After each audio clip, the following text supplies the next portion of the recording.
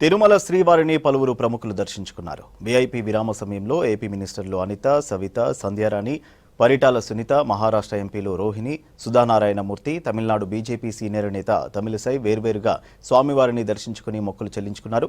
తర్వాత రంగనాయకుల మండపంలో వేదాశీర్వచనం అందించారు పండితులు. ఆలయ అధికారులు పట్టు వస్త్రాలతో సత్కరించగా స్వామివారి తీర్థ ప్రసాదాలు అందజేశారు అర్చకులు. తిరుపతిలో జరుగుతున్న జాతీయ స్థాయి మహిళా సాధికారత కాన్ఫరెన్స్ కు అటెండ్ అవుతున్నారు మహిళా ప్రజాప్రతినిధులు, నేతలు.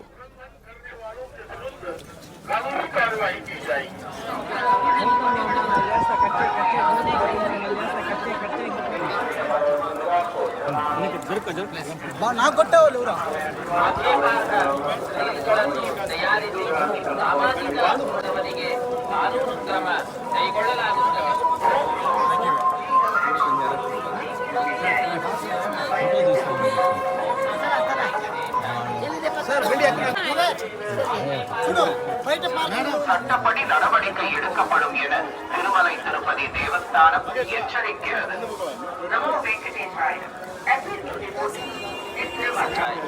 ತಿರುಮಲ ಕ್ಷೇತ್ರದಲ್ಲಿ ರಾಜಕೀಯ